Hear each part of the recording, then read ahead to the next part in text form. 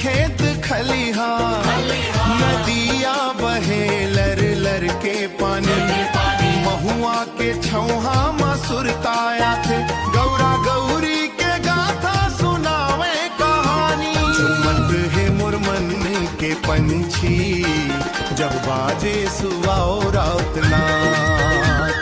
छत्तीसगढ़ी माटी के सुगंध माँ रमी गए है मोर सांस।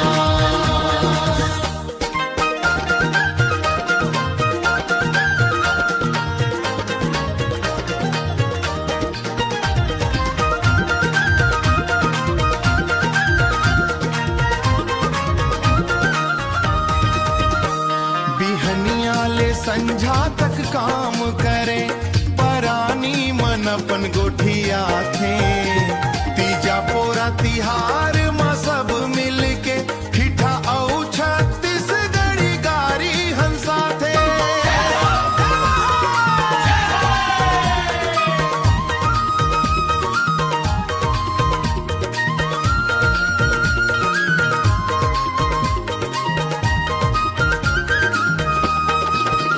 छत्तीसगढ़ महतारी के जय बोल के हमर गोड़ है आगू बढ़े, दुनिया में सबले प्यारा है मोर छत्तीसगढ़ जहाँ माया के दीप जले।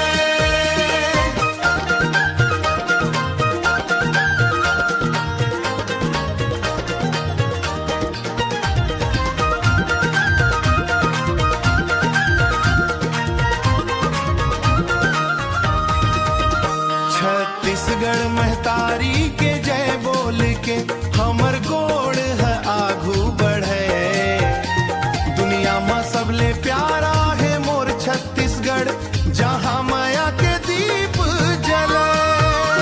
झूमत है मोर मन के पंछी जब बाजे सुवाओ राउत नाथ।